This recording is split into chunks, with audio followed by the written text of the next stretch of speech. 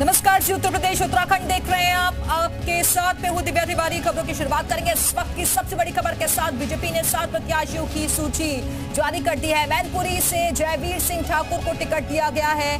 कौशाम्बी से विनोद सोनकर को टिकट मिला है। और जयवीर सिंह क्या कह रहे हैं, सुनवाते हैं आपको। सगे संबंधियों को ही हराते हुए हम लोग यहाँ तक हैं। सब सैफई परिवार, उनके रिश्तेदार, उनके नातेदार, उनके परिवार के लोगों को हमेशा आमने सामने के चुनाव हुए हैं और ईश्वर की असीम अनुकंपा है कि हम लोगों को ईश्वर की कृपा से सफलताएं अर्जित हुई हैं। और मुझे पूरा भरोसा है कि इस बार भी मैनपुरी की जनता की अगाध विश्वास और आशीर्वाद हमें मिलेगा और निश्चित रूप से मैनपुरी पर कमल खिलेगा और भगवा लहराएगा। एक आखिरी सवाल, उपचुनाव में जो गलतियां हुई थी या कह सकते हैं जो वोट कम आया था उसका ध्यान रखा जाए, क्योंकि उपचुनाव में भी आप लोग काफ़ी उत्साही थे लेकिन बहुत बड़ी मार्जिन से डिम्पल यादव चुनाव जीता था। देखिए, उस समय के चुनाव की स्थितियाँ परिस्थिति अलग थी।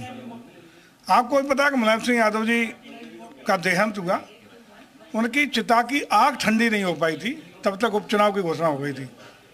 पूरी हमारी पार्टी ने भी और देश के तमाम लोगों ने राजनीतिक दीवारें तोड़ के माननीय मुलायम सिंह को श्रद्धांजलि देने का काम किया था। तो मैनपुरी की जनता ने भी उन्हें श्रद्धांजलि बतौर वो सीट जिताने का काम कर दिया था। कोई विषय नहीं था, कोई मुद्दा नहीं था, वो एक श्रद्धांजलि स्वरूप दिया गया था। लेकिन अब वक्त बदल गया है, परिस्थितियां बदल गई हैं, स्थितियां बदल गई हैं, समय बदल गया है। आज पूरा देश, पूरा प्रदेश आदरणीय योगी जी और मोदी जी की नीतियों, रीतियों, कार्यक्रम को लेकर के पूरी तरह प्रचंड बहुमत के साथ तीसरी बार प्रधानमंत्री बनाने का मन बना चुका है और उसका असर मैनपुरी पर भी देखने को मिलेगा। और निश्चित रूप से एक सिपाही के रूप में पार्टी के जयवीर सिंह पूरी उस धार को, उस मुहिम को ताकत देने का काम करेंगे। बहुत शुक्रिया बात करने के लिए। जयवीर सिंह जी हैं जिनको मैनपुरी से बीजेपी ने उम्मीदवार बनाया है और लगातार ये कयास लगाए जा रहे थे कि जयवीर सिंह को ही मैनपुरी से चुनाव लड़ाया जाएगा। तो फिलहाल बीजेपी आलाकमान ने उनके नाम पर मोहर लगा दी है। कैमरामैन देशा सिंह साथ विशाल रघुवंशी, जी मीडिया, लखनऊ। तो बीजेपी की 10वीं सूची जारी हो चुकी है जिसमें 7 प्रत्याशियों की घोषणा की गई है और वो नाम कौन कौन से हैं, किस किस को कहां से चुनावी मैदान में उतारा गया है, वो हम आपको ग्राफिक्स के जरिए लगातार बता रहे हैं। बीजेपी ने 7 प्रत्याशियों की सूची जारी की है जिसमें मैनपुरी से जयवीर सिंह ठाकुर को टिकट दिया गया है। कौशाम्बी से विनोद सोनकर को उम्मीदवार बनाया गया है। फूलपुर से प्रवीण पटेल को मौका दिया गया है। इलाहाबाद से नीरज त्रिपाठी को टिकट दिया गया है। रीता बहुगुणा जोशी का टिकट काट दिया गया है, जो पहले से ही संभावना जाहिर की जा रही थी कि इस बार रीता बहुगुणा जोशी का टिकट कट सकता है, तो उस पर मोहर भी लग गई है। बलिया से नीरज शेखर को टिकट दिया गया है। मछली शहर से बीपी सरोज को उम्मीदवार बनाया गया है। गाजीपुर से पारसनाथ राय को बीजेपी ने टिकट दिया है। तो सारे समीकरणों को देखते हुए ही, क्षेत्रीय और जातीय समीकरण को देखकर ये चुनावी मैदान में उतारा गया है इन प्रत्याशियों को। लोकसभा चुनाव में अब कुछ ही दिन बाकी हैं और उससे पहले लगातार प्रत्याशियों की घोषणा भी की जा रही है। और इस सूची में भी जो मौजूदा सांसद हैं रीता बहुगुणा जोशी, उनका टिकट काटा गया है। बलिया से नीरज शेखर को टिकट दिया गया है। मछली शहर से बीपी सरोज को उम्मीदवार बनाया गया है। गाजीपुर से पारसनाथ राय को बीजेपी ने टिकट दिया है। तो विकास के मुद्दे को आधार बनाकर लगातार जो स्टार प्रचारक हैं वो प्रचार कर रहे हैं।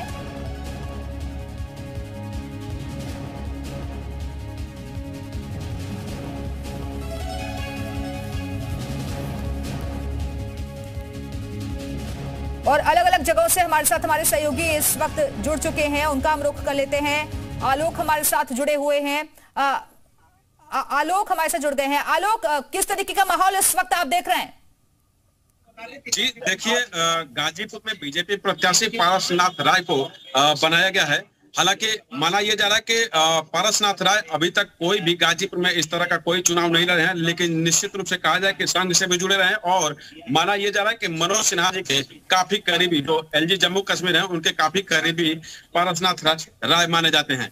तो ऐसे में जिस तरीके से अफजल अंसारी के विपक्ष में पारसनाथ राय को चुनाव मैदान में उतारा गया है, तो निश्चित तौर से कहा जाए कि क्या परिणाम होंगे ये तो आने वाले समय ही बताएगा। लेकिन निश्चित रूप से कहीं ना कहीं राजनीतिक जो एक परिदृश्य है, उस परिदृश्य में अभी तक जो मीडिया से कभी तक वो मुखातिब नहीं हुए पारसनाथ राय, तो माना जा रहा है कि अचानक ये चौंकाने वाला जो बीजेपी का जो ये जो निर्णय है वो गाजीपुर के लिए आया हुआ है। जी ठीक है, आप बने रहेगा आलोक, वापस आएंगे आपके पास। मनोज के पास चलते हैं, बलिया से हमारे से जुड़े हैं। मनोज, बलिया सीट से भी नीरज शेखर को टिकट दिया गया है, किस तरीके से आप इसको देख रहे हैं? वहां मुकाबला कैसा नजर आ रहा है?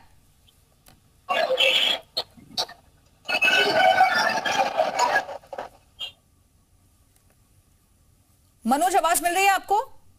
तो गाने वाला काम करती है और मेरे ख्याल से क्या नाम है? ठीक है, आवाज लग रहा है उन तक नहीं पहुंच पा रही है, फिर से जुड़ने की कोशिश करेंगे। और गोंडा से अतुल भी हमारे साथ जुड़े हुए हैं। अतुल, किस तरीके से आपको मुकाबला वहां नजर आ रहा है गोंडा में, क्योंकि अब चुनाव बेहद नजदीक है? सर वो ऑडियो जोड़ दीजिए, कट हो गया था। आवाज आ रही है आपको अतुल? चलिए, लगता है अतुल तक भी आवाज नहीं पहुंच पा रही, एक बार फिर से जुड़ने की कोशिश करेंगे। और लगातार हमारे सहयोगी अलग अलग जगहों से हमारे साथ जुड़े हुए हैं। मैनपुरी से अतुल हमारे साथ जुड़ गए हैं। अतुल, जयवीर सिंह को यहां से टिकट दिया गया है, डिंपल यादव के सामने वो मैदान में होंगे, किस तरीके से इस फाइट को देख रहे हैं आप?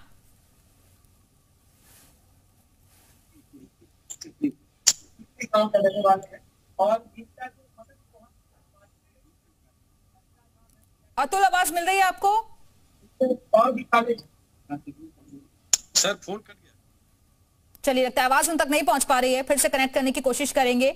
तो 7 प्रत्याशियों की घोषणा की गई है। मैनपुरी से जयवीर सिंह को टिकट दिया गया है, जिन्होंने जीत का दावा किया है। उन्होंने कहा है कि सहानुभूति की वजह से, श्रद्धांजलि भाव की वजह से उपचुनाव में समाजवादी पार्टी को टिकट दिया गया और उसका फायदा भी पार्टी को हुआ। लेकिन इस बार परिस्थितियां पूरी तरीके से बदल चुकी हैं।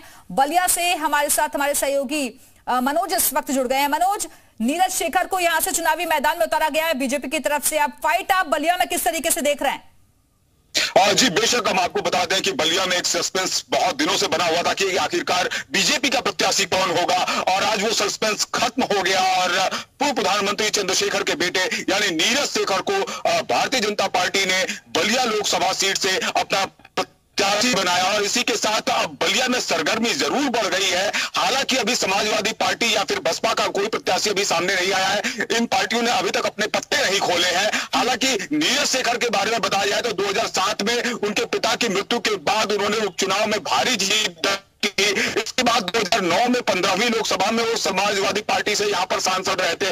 2014 के चुनाव में भाजपा से भरत सिंह ने उनको हराया था और इसके बाद वो समाजवादी पार्टी ने उन्हें राज्यसभा सदस्य के तौर पर उनको अपना पार्टी का प्रत्याशी बनाया था और राज्यसभा सदस्य बने थे वो सपा के। हालांकि 2019 में उन्होंने सपा से किनारा कस लिया था, भारतीय जनता पार्टी में शामिल हो गए थे और तब से वो अभी तक राज्यसभा सदस्य है। कहा जाए तो नीरज शेखर का पॉलिटिकल बैकग्राउंड है, पूर्व प्रधानमंत्री चंद्रशेखर के बेटे हैं, लिहाजा जो लड़ाई होगी वो बलिया में होगी। और जिस तरीके से देखो कि बीजेपी ने अपने टिकट का ऐलान जरूर कर दिया है, लेकिन बलिया सीट पर अभी तक समाजवादी पार्टी और बीएसपी की तरफ से कैंडिडेट आउट नहीं हुए हैं, कैंडिडेट सामने नहीं आए हैं और इस पर नजर टिकी हुई है। लेकिन 7 प्रत्याशियों की नई सूची जारी कर दी गई है बीजेपी की तरफ से। किसको कहां से मौका दिया गया है वो हम आपको ग्राफिक्स के जरिए बता रहे हैं। फिलहाल बहुत बहुत शुक्रिया आप सभी सहयोगियों का हमारे से जुड़ने के लिए, जानकारी देने के लिए।